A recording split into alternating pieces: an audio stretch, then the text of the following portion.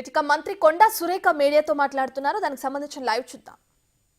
Media ముందు ఏం మాట్లాడుతున్నాడో అర్థం కానటువంటి పద్ధతిలో ప్రభుత్వాన్ని కించపరిచే విధంగా, ప్రభుత్వ ప్రజాప్రతినిధులను మంత్రులను కించపరిచే విధంగా మాట్లాడుతూ, వాళ్ళు ఉన్నప్పుడు, వాళ్ళ ప్రభుత్వం ఉన్నప్పుడు ప్రజలందరూ కూడా బాగా సంతోషంగా ఉన్నారు. మరి తెలంగాణ వచ్చిన తర్వాత తెచ్చినాం మేము తెచ్చిన తర్వాత తెలంగాణ ప్రజలను అందరినీ కూడా మరి బంగారు తెలంగాణ దిశగా తీసుకుపోయి వాళ్ళు ప్రశాంతంగా కడుపు నిండా దీన్ని కంటి నిండా నిద్రపోయే విధంగా మేము పరిపాలించామనేటువంటి పద్ధతిలో మాట్లాడుతూ ఉన్నాడు. మరి ఆ విధంగా మీరు పరిపాలించి ఉంటే ఈరోజు మిమ్మల్ని ఎందుకు ఓడగొట్టారు ప్రజలు, కాంగ్రెస్ పార్టీని ఎందుకు అధికారంలోకి తీసుకొచ్చారు, ఈ మాత్రం ఇంగిత జ్ఞానం కూడా లేకుండా ఈరోజు కేటీఆర్ మాట్లాడుతూ ఉన్నాడు. మళ్ళీ ఏ మాట మాట్లాడినా కూడా రేవంత్ రెడ్డి గారిని టార్గెట్ చేసుకుంటూ, ఆయన ఒక కార్యకర్త నుంచి కష్టపడి ఒక మారుమూల ప్రాంతంలో పుట్టి ఈరోజు ఒక ముఖ్యమంత్రి స్థాయికి ఎదిగిండు అంటే ఆయన కష్టం వెనుక ఎంత మరి శ్రమ ఉందో ఆలోచించాల్సిన అవసరం ఉంది. ఆయన వచ్చిన తర్వాత ఎన్నో మార్పులు తెలంగాణలో జరిగాయి, ఎన్నో నిర్ణయాలు తీసుకున్నారు, ఎన్నో అమలు చేశారు. ఈరోజు రైతుల నుంచి మొదలు పెడితే యువత వరకు, మహిళలకు, ప్రతి ఒక్క వాళ్లకు కూడా అన్ని రకాలుగా ఈరోజు కార్యక్రమాలు నిర్వహిస్తూ నిర్ణయాలు తీసుకుంటూ వాళ్ళందరినీ కూడా ఒక తాటికి తీసుకొచ్చి ఈరోజు ఒక గౌడన్న గురించి కూడా, అంటే గౌడన్న చెట్టెక్కితే కింద పడొద్దు అనేటువంటి ఒక గౌడన్న గురించి ఇట్లా ఒక్కొక్క కులం గురించి ఆలోచించుకుంటూ ఆయన నిర్ణయాలు తీసుకొని ప్రభుత్వం నుంచి ఈరోజు వారికి కార్యక్రమాలు అంటే సంక్షేమ కార్యక్రమాలు అందిస్తున్నటువంటి ప్రభుత్వం ఏదన్నా ఉందంటే రేవంత్ రెడ్డి గారి ప్రభుత్వం. మరి అది చూసి తట్టుకోలేకపోతా ఉన్నారు. ఇప్పుడు ఎదుటి వాళ్ళు మనం మాట్లాడేటప్పుడు గాంధీ తాత చెప్పాడు, ఎదుటి వాళ్ళల్లో తప్పులను కాదు, ఏది ఒక్కటైనా మంచి ఉంటే ఆ మంచిని చూడండి అని. కానీ ఇక్కడ 99 మంచులు ఉన్నా, మంచి కనపడతా ఉన్నా కూడా వాళ్ళకి కనిపించట్లేదు. తప్పులేం లేవు మా దగ్గర, అయినా కూడా తప్పులు సృష్టిస్తూ ఉన్నారు. సృష్టించి మరి కాంగ్రెస్ పార్టీని, కాంగ్రెస్ ప్రభుత్వాన్ని బద్నాం చేసేటువంటి కార్యక్రమం చేస్తూ ఉన్నాడు. నిన్న ప్రెస్ మీట్ పెట్టినట్టున్నాడు. ఆ ప్రెస్ మీట్లో మాట్లాడిన మాటలకు అర్థం పర్థం లేదు. ఆ లాంగ్వేజ్ అనేది వాళ్ళ నానన్న కొంచెం మంచి మాట్లాడేవాడు, వాళ్ళ నాన్నను మించి ఈరోజు చాలా దరిద్రమైన లాంగ్వేజు, చాలా అవమానపరిచే విధంగా అటువంటి లాంగ్వేజు మాట్లాడడం అనేది చాలా దారుణం.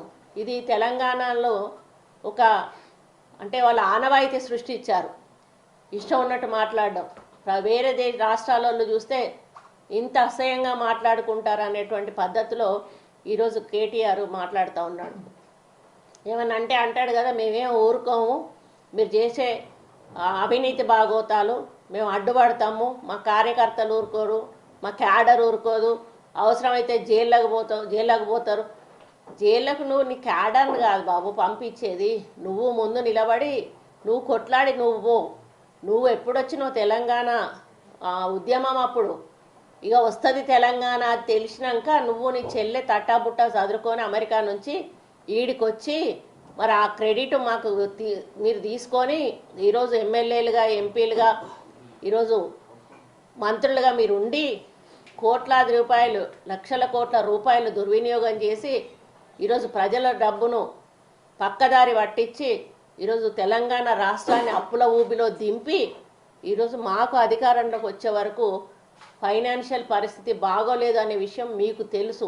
కానీ తెలిసి ఏం చెప్తున్నాడంటే రేవంత్ రెడ్డి తప్పుడు లెక్కలు చూపెట్టి చెప్పిన హామీలను దాటేసే పద్ధతిలో తప్పుడు ఫైనాన్షియల్ లెక్కలు చూపెడతా ఉన్నాడు. మరి అది తప్పు అని చెప్పి మాట్లాడుతూ ఉన్నాడు.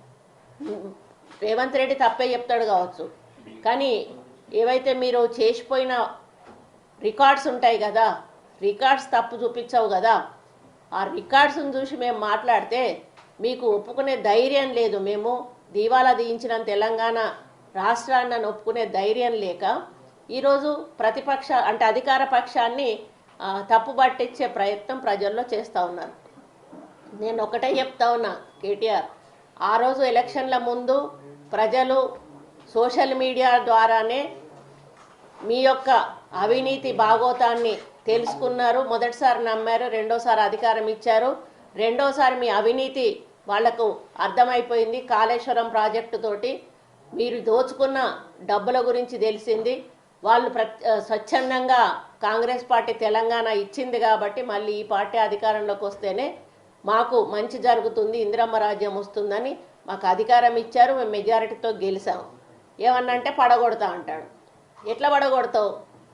రాజ్యాంగంలో ఒకసారి ఎన్నుకోబడ్డ ప్రభుత్వాన్ని నువ్వు ఎట్లా పడగొడతావు? మినిమం కామన్ సెన్స్ ఉండాలి. ఎట్లా పడగొడతావు నువ్వు? మళ్ళీ ఎలక్షన్ల వరకు కూడా ప్రజలకు సేవ చేసే అధికారం మాకుంది, మాకు ఇచ్చారు, మధ్యలో నువ్వు వచ్చి పడగొడతా అనేటువంటి మాట మాట్లాడము, అది నీ విఘ్నత ఏందో నీ తెలివేందో అక్కడే అర్థమవుతా ఉంది. ఏమన్నంటే ప్రపంచంలో ఈయన ఒక్కడే తెలివైనోడు, ఎదుటోళ్ళు అందరూ కూడా తెలివి తక్కువ వాళ్ళు అన్నట్టుగా మాట్లాడతాడు. రేవంత్ రెడ్డి గారిని కూడా ఇష్టానుసారంగా మాట్లాడతాడు. అదే రేవంత్ రెడ్డి మాట్లాడితే పిచ్చి కూతలు కూస్తూ ఉన్నాడు, అన్ని పచ్చి అబద్ధాలు చెప్తా ఉన్నాడు, ప్రజలను మోసం చేస్తూ ఉన్నాడు, ఇటువంటి మాటలు మాట్లాడుతూ ఉన్నారు. ఈ విధంగా మాట్లాడి ఎందుకు ప్రజలను ఇంకా తప్పుదో పట్టిస్తూ ఉన్నాం? దీనికి తోడు కొన్ని సోషల్ మీడియా యూట్యూబర్స్ని పెట్టుకొని యువతను చెడగొడతా ఉన్నాడు. ఈరోజు యువతను ఒకటే అడుగుతా ఉన్నా, ఈరోజు ఆ రోజు కేసులు మీరే పెట్టించుకున్నారు. తెలంగాణ ఉద్యమం జరిగేటప్పుడు మీరే ఆత్మహత్యలు చేసుకున్నారు. మీరు వందలాది మంది చచ్చిపోతే మిమ్మల్ని రెచ్చగొట్టి ఈరోజు తెలంగాణ వస్తే మేము తెలంగాణ తెచ్చినామని కల్వకుంట్ల కుటుంబం ఈరోజు వాళ్ళ పేరుని మరి చరిత్రలో ఎక్కించుకునే ప్రయత్నం చేస్తూ ఉన్నది. ఆ రోజు వాళ్ళు ఎవ్వరికి కూడా ఒక చిన్న గీత కూడా పడలేదు, కానీ మిమ్మల్ని రెచ్చగొట్టి మరి మిమ్మల్ని ముందు పెట్టి మిమ్మల్ని మరి ఆత్మహత్య చేసుకునేలాగా చేసి ఆ రోజు తెలంగాణను ఇచ్చే విధంగా ఆ రోజు వీళ్ళు మిమ్మల్ని రెచ్చగొట్టారు. మళ్ళీ ఈరోజు ఏం చేస్తూ ఉన్నాడు? ప్రభుత్వాన్ని మేము అడ్డుకుంటాము, ప్రభుత్వం అన్యాయం చేస్తా నిలదీస్తారు, మా వాళ్ళు జైలు పోవడానికి కూడా వెనకాలరు అంటే మళ్ళీ పిల్లల్నే బలి చేయడానికి ప్రయత్నం చేస్తూ ఉన్నాడు కేటీఆర్. నువ్వెందుకు జైలుకు పోవు? మీ ఇంట్లో వాళ్ళు ఎందుకు జైలుకు పోరు? ఆ రోజు కూడా అట్లనే మీరందరూ మాత్రం సేఫ్ సైడ్లో ఉండి యువత జీవితాలతో ఆడుకొని వాళ్ళకు ఉద్యోగాలు రాకుండా ఉండి ఈరోజు వాళ్ళ భవిష్యత్తు అంధకారంగా మారడానికి కారణం ఆ రోజు మీ టీఆర్ఎస్ నాయకుడు కేసీఆర్ చేసిన కథలు కావా అని చెప్పి అడుగుతా ఉన్నాను. కాబట్టి ఇప్పుడున్న యువతకు ఒక్కటే చెప్తా ఉన్నాను, దయచేసి మీరు కేటీఆర్ ఉచ్చులో పడకండి, మీ జీవితాలను నాశనం చేసుకోకండి. ఈ ప్రభుత్వం ఉద్యోగాలు ఇవ్వడానికి సిద్ధంగా ఉంది. ఇప్పటికేం దాదాపు 50-60 వేల ఉద్యోగాలు ఇస్తే నిన్ను ప్రెస్ మీట్లో అంటాడా? కేసీఆర్ ఇచ్చిన ఉద్యోగాలు అన్నట్ట మా ఖాతాలో వేసుకున్నామట. మరి కేసీఆర్ ఉద్యోగాలు ఇచ్చి వాళ్ళకి ఎందుకు జాయినింగ్ ఆర్డర్స్ ఇవ్వలేదు ఆ రోజు? మరి అన్నీ కూడా పెట్టి కావాలని ఏదో ఒక వంకతోటి కోర్టు కేసులతోటి వాటిని పోస్ట్ పోన్ చేయడమే పనిగా పెట్టుకొని ఉద్యోగాలు ఇవ్వలేదు. టీచర్లకు ఎంప్లాయీస్కి ప్రమోషన్స్ ఇవ్వలేదు, ఎంప్లాయీస్కి ఫస్ట్ తారీఖున జీతాలు ఇవ్వలేదు. ఇలా చెప్పుకుంటూ పోతే వాళ్ళు చేసినవి చాలా ఉన్నాయి. ఇవన్నీ విసిగి వేశారే ప్రజలు ఈరోజు కాంగ్రెస్ పార్టీని అధికారంలోకి తీసుకొచ్చారు. అంటే చాలా సంవత్సరాల తర్వాత ఫస్ట్ తారీఖున జీతం పడితే ఉద్యోగస్తుల మొహాల్లో వెలుగు కనపడతా ఉంది. అంటే సిబిల్ స్కోర్స్ కూడా పడిపోయేటువంటి పరిస్థితి ఆ రోజు మీ గవర్నమెంట్ చేయబట్టి జరిగిందనే విషయాన్ని గుర్తుపెట్టుకోండి. మరి ఇప్పుడు ఉద్యమం చేస్తారట, మళ్ళీ ఏది మూసి ముట్టుకున్న ఉద్యమం చేస్తారట, ఏది ముట్టుకున్నా కూడా ఉద్యమం చేస్తారట. అయ్యా, ఉద్యమం చేసేటప్పుడు గతంలో మీరు పెట్రోల్ క్యాన్లు తెచ్చుకున్నారు, అగ్గిపెట్టెలు మర్చిపోయినారు, కానీ ఈసారి పెట్రోల్ క్యాన్లు మరి మీరు తెచ్చుకున్నా కూడా అగ్గిపెట్టెలు మాత్రం కార్యకర్తలు తెస్తారనే విషయం మర్చిపోకండి, ప్రజలు తెస్తారనే విషయం మర్చిపోకండి. ఎందుకంటే ఇదివరకే వాళ్ళు చాలా మోసపోయారు, వాళ్ళ కుటుంబాలు నష్టపోయినాయి, వాళ్ళని ఎవరిని కూడా ఆ రోజు ఆదుకోలేదు, కనీసం వాళ్ళు నీకు కనపడలేదు అధికారంలో ఉన్నప్పుడు. మరి ఇప్పుడు అధికారం పోగానే మళ్ళీ ఆ ఫోటోలందరూ గుర్తొచ్చారు, వాళ్ళందరినీ ఒక గ్రూప్గా చేసుకున్నావు, మళ్ళీ నీ స్వార్థానికి వాళ్ళను వాడుకుంటా ఉన్నావు. ఆ క్రమంలో వాళ్ళ కుటుంబాలను మరి ఆగం పట్టించేటువంటి కార్యక్రమం చేస్తూ ఉన్నాం. ఇదే కాకుండా ఈ సంవత్సర కాలంలో ఇతరులు కూడా ఇష్టం ఉన్నట్టుగా మాట్లాడడం. మరి నిన్న ఒక శాండల్ బిజినెస్ చేసేటువంటి ఒక ఎమ్మెల్యే గారు కోమటిరెడ్డి వెంకటరెడ్డి గారిని ఉద్దేశించి మాట్లాడడం అనేది నేను చూడడం జరిగింది.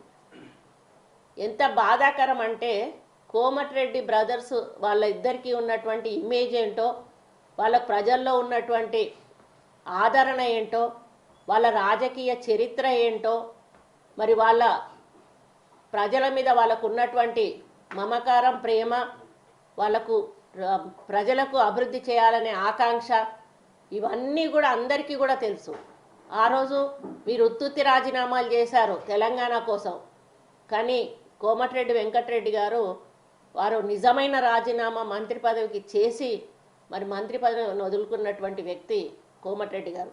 ఆయన మొన్న నిజామాబాద్ పోతే మొత్తం ప్రజలందరూ కూడా ఒక సీఎం పోతే ఏ విధంగా చూస్తారో ఆ విధంగా పిట్టగోడల మీద అక్కడ ఇక్కడ చిన్న పెద్ద అనకుండా వచ్చి చూశారు. అంటే అక్కడ కోమటిరెడ్డి వెంకటరెడ్డి గారికి ఎంత అభిమానం ఉందో అర్థమైంది.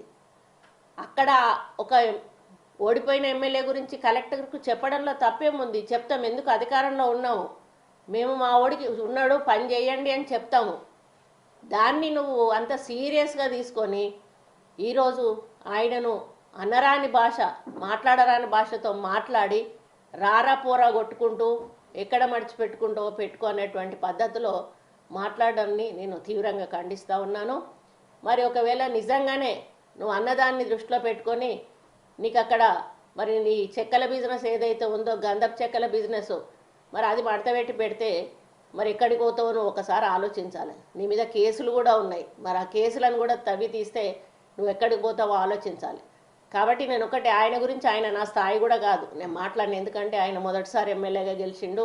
కానీ నేను రెస్క్యూ చేయాల్సిందే ఒక మంత్రిగా, నా సహచర మంత్రిని రెస్క్యూ చేయాలి. కాబట్టి ఈరోజు నేను మాట్లాడుతూ ఉన్నాను.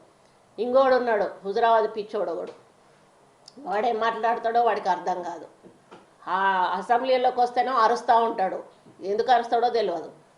చప్పట్లుకి వచ్చి డ్యాన్సులు చేసే సంస్కృతి అంతకుముందు ఇందులో లేకుండా అసెంబ్లీలో పోడియం దగ్గరకు వచ్చి అరిసేవాళ్ళు.